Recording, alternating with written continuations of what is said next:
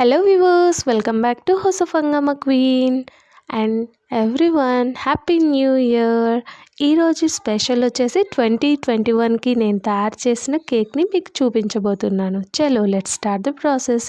ముందుగా ఒక బౌల్లో 200 గ్రామ్స్ బటర్ని తీసుకొని ఈ విధంగా ఎలక్ట్రానిక్ బీటర్తో విస్క్ చేసుకోవాలి. ఇది యూజ్ చేయడం వల్ల చాలా త్వరగా పని అయిపోతుంది అండ్ అలాగే కేక్ కూడా చాలా పఫీగా వచ్చేస్తుంది. సో మీకు ఇలా లేదు అని అంటే నేను చూపించిన విధంగా అంటే ప్రీవియస్ వీడియోస్లో మనం కేక్ని ఎలా తయారు చేసుకోవాలో చూపించాను, బీటర్ లేకుండానే ఓన్లీ విస్కర్తో. సో మీరు అదైనా చూడొచ్చు. ఇక్కడైతే నేను విస్కర్ని మీడియంలో పెట్టేసుకొని బీట్ చేశాను. ఒక 10 మినిట్స్ పాటు బీట్ చేస్తే మనకు ఈ విధంగా బటర్ కాస్త పఫీగా వచ్చిన తర్వాత 2 ఎగ్స్ని ఈ విధంగా వేసుకోవాలి. సో మీరైతే ఎన్ని ఎగ్స్ని ఎక్కువగా యూస్ చేస్తే అంత పఫీగా వస్తుంది. అదొక టిప్ అండి. బట్ ఇక్కడైతే మరీ ఎక్కువ ఎగ్ స్మెల్ వద్దు అనేసి నేనైతే 2 ఎగ్స్ని ఇలా వేసుకొని బీట్ చేసుకున్నాను.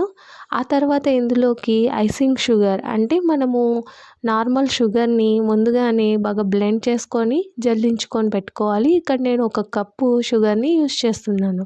ఇక్కడ మీరు చూస్తున్నట్లయితే మెజర్మెంట్స్ అన్నీ 1:1:1:1 అలా ఉంటుంది. బట్ ఓన్లీ ఒక్కటే తక్కువగా ఉంది. ఏంటి అంటే ఎగ్నొక్కటే కాస్త తక్కువ వేసాను. సో ఈ విధంగా వేసిన తర్వాత దాన్ని కూడా ఒకసారి బాగా బీట్ చేసుకున్నాము. సో ఈ విధంగా షుగర్ అంతా మిక్స్ అయిన తర్వాత ఇందులోకి ఒక జల్లెడని పెట్టేసి 1 కప్పు మైదాని యాడ్ చేసుకోవాలి. మైదా బదులు మీరు గోధుమ పిండినైనా యూస్ చేయొచ్చు. నేను మీకు బనానా కేక్ని గోధుమ పిండితో తయారు చేసిన బనానా కేక్ని చూడాలనుకుంటే కింద డిస్క్రిప్షన్ బాక్స్లో లింక్ పెడతాను, చూడండి. అండ్ అలాగే ఇందులోకి 1 table spoon baking powder and అలాగే 1/2 టేబుల్ స్పూన్ బేకింగ్ సోడా వేసుకొని జల్లించుకోండి. సో ఈ విధంగా మనకు ట్రేసెస్ ఏమైనా మిగిలితే పక్కకు తీసేయండి. ఆ తర్వాత మళ్ళీ విస్కర్ని తీసుకొని ఈ విధంగా మొత్తం విస్క్ చేసుకోవాలి. ఈ మైదా అంతా బాగా మిక్స్ అయ్యేలాగా బ్లెండ్ చేసుకోవాలి. మీకు ఇలా కష్టంగా ఉంది, మామూలుగా విస్క్ చేసేటప్పుడు కష్టంగా ఉంది అంటే మిక్సీలో అయినా వేసుకొని బ్లెండ్ చేసుకోవచ్చు. సో ఈ విధంగా మనము మిక్స్ చేసుకున్న తర్వాత ఇందులోకి 1 కప్పు దాకా పాలని, గోరువెచ్చని పాలని కాస్త చల్లారిన తర్వాత అందులోకి వేసుకోవాలి. సో ఈ విధంగా కొద్ది కొద్దిగా పాలని యాడ్ చేసుకుంటూ నెమ్మదిగా విస్క్ చేసుకోండి. ఇలా బ్లెండ్ చేసుకునే కొద్దీ మనకు కేక్ బ్యాటర్ అనేది కాస్త పఫీగా అండ్ అలాగే బాగా రిబ్బన్ కన్సిస్టెన్సీలోకి వస్తుంది. సో అప్పుడే మనకు ఈ కేక్ బ్యాటర్ అనేది రెడీ అయినట్లు. సో ఈ విధంగా మనము పాలను యాడ్ చేసుకుంటూ విస్క్ చేసుకుంటున్నాము. ఇలా విస్క్ చేసుకున్న తర్వాత ఇందులోకి ఈ ఎగ్ ఫ్లేవర్ అనేది కాస్త తగ్గించడం కోసం వెనిలా ఎసెన్స్ని 1 టేబుల్ స్పూన్ దాకా వేసుకోండి. ఇక్కడైతే నేను వెనిలా ఎసెన్స్ 1 టేబుల్ స్పూన్ వేసుకున్నాను.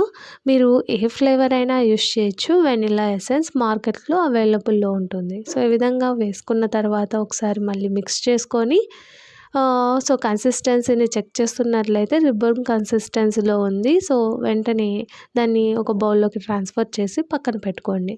ఆ తర్వాత నెక్స్ట్ కేక్కి కావాల్సిన ట్రేని ప్రిపేర్ చేసుకుందాము. ఇక్కడ నేను కేక్ మౌల్డ్గా స్టీల్ బౌల్ని యూస్ చేస్తున్నాను. చాలా వరకు నేను కేక్ చేస్తున్నది ఇలాంటి స్టీల్ బౌల్స్లోనే. సో ఈ విధంగా కాస్త ఆయిల్తో కోట్ చేసుకున్న తర్వాత ఇక్కడ నేను బటర్ పేపర్ బదులు ఇక్కడ మనం బటర్కి వచ్చిన పేపర్ని ఈ విధంగా రౌండ్ షేప్లో కట్ చేసుకొని పెట్టుకున్నది వేస్తున్నాను. సో ఇలా వేసిన తర్వాత దానికి కూడా కాస్త ఆయిల్ని యాడ్ చేయండి. ఇక్కడైతే బటర్ ఆల్రెడీ ఉంది కాబట్టి సో నేను ఎలాంటి ఆయిల్ని అప్లై చేయట్లేదు. ఆ తర్వాత ఇందులోకి 3/4 దాకా బ్యాటర్ని ఫిల్ చేయండి. సో ఈ విధంగా కేక్ బ్యాటర్ని ఫిల్ చేసిన తర్వాత ఒకసారి లేదా 2 సార్లు ట్యాప్ చేసుకోవాలి. అలా చేయడం వల్ల అందులో ఉన్న ఎయిర్ బబుల్స్ అన్నీ రిమూవ్ అవుతుంది. సో ఇలా ట్యాప్ చేస్తున్నాం కదా, చూసారా, అందులో ఏమైనా హోల్స్ ఉంటే కూడా అలా వెళ్ళిపోతుంది. ఆ తర్వాత ఇక్కడైతే నేను ఒక నాన్ స్టిక్ కడాయిని వేస్ట్గా ఉన్నదాన్ని యూస్ చేస్తున్నాను.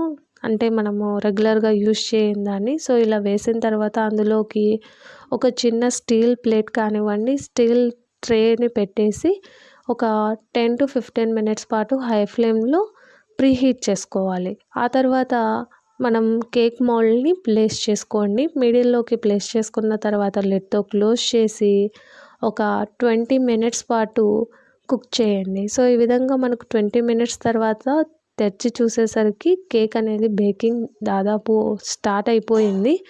సో ఇలా వచ్చిన తర్వాత ఇప్పుడు మంటని లోలో పెట్టుకొని ఇంకొక 20 మినిట్స్ పాటు బేక్ చేయండి. ఇప్పుడు ఒకసారి చెక్ చేసుకుందాము. సో ఆల్మోస్ట్ ఒక 40 మినిట్స్ టైం పట్టింది కాబట్టి కేక్ అనేది రెడీ అయిపోయింది. ఇప్పుడు చెక్ చేసాం కదా, లైట్గా స్టిక్ అయింది. సో ఇంకొక 5 మినిట్స్ పాటు బేక్ చేసుకుందాము లో ఫ్లేమ్లోనే. అలా 5 మినిట్స్ తర్వాత మళ్ళీ ఒకసారి టెస్ట్ చేసుకుందాము. టెస్ట్ చేసుకునేటప్పుడు మనము టూత్పిక్ కానివ్వండి, లేదంటే నైఫ్తో కానివ్వండి, ఏదైనా కాస్త షార్ప్ ఎడ్జెస్ ఉన్నదాన్ని పెడితే మనకు కేక్ అనేది రెడీ అయిందా లేదా తెలుస్తుంది. అండ్ అలాగే రెడీ అయిందా లేదా తెలిసేది ఎలా అంటే మనము కేక్ సెంటర్లోనే ప్రిక్ చేయాలి. సో ఇప్పుడైతే కేక్ రెడీ అయిపోయింది. సో దట్ మనము పక్కకు తీసేసుకొని కూల్ చేసుకుందాము. ఇప్పుడు కేక్ కూల్ అయిపోయింది కదా, సో ఎడ్జెస్ అంతా ఇలా నైఫ్తో సపరేట్ చేసుకోవాలి. ఇలా సపరేట్ చేసుకున్న తర్వాత దాన్ని ఒక ప్లేట్ పైకి ట్రాన్స్ఫర్ చేసుకోండి. ప్లేట్ పైకి ఇలా ఉల్టా పెట్టేసుకున్న తర్వాత 1 లేదా 2 సార్లు ట్యాప్ చేయండి. సో ఈజీగా ఊడొచ్చేస్తుంది. ఎందుకంటే మనం ఆల్రెడీ బటర్ పేపర్ని వేసాం కాబట్టి స్టిక్ అవ్వదు. మీకు బటర్ పేపర్ అవైలబుల్లో లేకుంటే ఆయిల్ని అప్లై చేసుకున్న తర్వాత కేక్ మౌల్డ్లో 1 లేదా 2 టేబుల్ స్పూన్లు మైదా ఫ్లోర్ని యాడ్ చేసి కోట్ చేసుకోండి. అలా చేసినా కానీ కేక్ అనేది స్టిక్ అవ్వదు.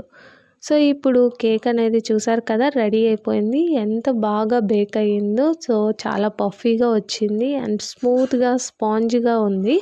ఇప్పుడు సో బేసిక్ కేక్ అనేది రెడీ అయిపోయింది. ఇలా అయినా మనం తినేయచ్చు. బట్ ఈ 2021కి నేను నార్మల్గా షాప్లో దొరికే కూల్ కేక్ ఎలా ఉంటుందో అలాంటిది చూపిస్తున్నాను కాబట్టి సో ఇక్కడ నేను షుగర్ సిరప్ని ప్రిపేర్ చేసుకుంటున్నాను. ఈ షుగర్ సిరప్కి 4 టేబుల్ స్పూన్స్ దాకా షుగర్ని యాడ్ చేసుకొని అందులోకి వాటర్ని యాడ్ చేసుకోవాలి. ఆ తర్వాత మంటని లో లేదా మీడియంలో పెట్టుకొని షుగర్ అంతా డిజాల్వ్ అయ్యేంత వరకు ఒక 10 మినిట్స్ పాటు బాయిల్ చేసుకుంటే షుగర్ సిరప్ రెడీ అయిపోయినట్లే. సో ఇప్పుడైతే చూసారు కదా, బాగా షుగర్ డిజాల్వ్ అయిపోయింది. వెంటనే ఫ్లేమ్ ఆఫ్ చేసి దాన్ని బాగా కూల్ చేసి పక్కన పెట్టుకోండి. ఆ తర్వాత విప్పింగ్ క్రీమ్ని తయారు చేసుకుందాము. సో విప్పింగ్ క్రీమ్కి కావాల్సింది విప్పింగ్ క్రీమ్ పౌడర్. ఈ పౌడర్ లేదు అంటే విప్పింగ్ క్రీమ్ డైరెక్ట్గా మార్కెట్లో దొరుకుతాయి. అది దొరకకపోతే ఇది.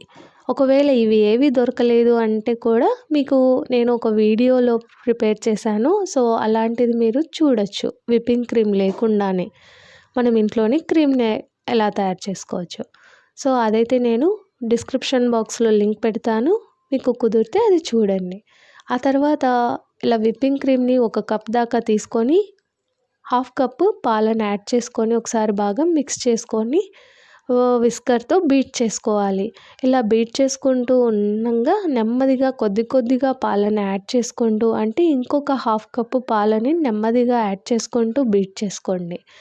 అండ్ అలాగే మీరు షుగర్ అనేది వేయాల్సిన పని ఉండదు. ఎందుకంటే ఈ విప్పింగ్ క్రీమ్ పౌడర్లోనే షుగర్ ఉంటుంది కాబట్టి షుగర్ అనేది ఎక్స్టర్నల్గా యాడ్ చేయాల్సిన పని ఉండదు. ఒకవేళ మీకు ఇంకా షుగర్ కావాలి అని అనిపిస్తే లైట్గా 1 లేదా 2 టేబుల్ స్పూన్లు. సో ఈ విధంగా నెమ్మదిగా కొద్ది కొద్దిగా పాలను యాడ్ చేసుకుంటూ బీట్ చేసుకుంటున్నాం కదా. అండ్ అలాగే క్రీమ్ కూడా డబల్ అయిపోయింది వాల్యూమ్ వైజ్గా కూడా. సో క్రీమ్ అనేది ఆల్మోస్ట్ రెడీ అయిపోయింది. ఇంకొక 5 to 10 మినిట్స్లో రెడీ అయిపోతుంది. ఈ విధంగా మధ్య మధ్యలో ఇలా చెక్ చేసుకుంటూ బీట్ చేయాలి. సో దట్ మనకు ఎప్పుడైతే మనకు పీక్స్ అనేవి ఫామ్ అవుతాయో, అంటే ఇలా పీక్స్ అంటాం కదా, అలా పీక్స్ ఫామ్ అవుతాయో ఈ క్రీమ్ అనేది రెడీ అయిపోయినట్లు. అప్పుడు వెంటనే స్విచ్ ఆఫ్ చేసేసుకొని దాన్ని పక్కన పెట్టేసుకోండి. సో ఇప్పుడు చూస్తున్నారు కదా, పీక్స్ అనేవి రెడీ అయిపోయాయి. సో మనకు కేక్కి కావాల్సిన క్రీమ్ అయితే రెడీ అయిపోయింది. నెక్స్ట్ ప్రాసెస్ వచ్చేసి క్రీమ్ కేక్ని ఎలా చేస్తాము, మనం డెకరేట్ ఎలా చేస్తామో చూడండి. ఇప్పుడు నేను తీసుకున్న కేక్ని అయితే 3 లేయర్స్గా కట్ చేసాము. సో మనము తీసుకునే కేక్ లెంత్ని బట్టి, అంటే దాని విడ్త్ సైజుని బట్టి మీరు కేక్ లేయర్ సైజుని కట్ చేసుకోండి. ఇక్కడ నేను 3 లేయర్స్గా కట్ చేసుకున్నాను.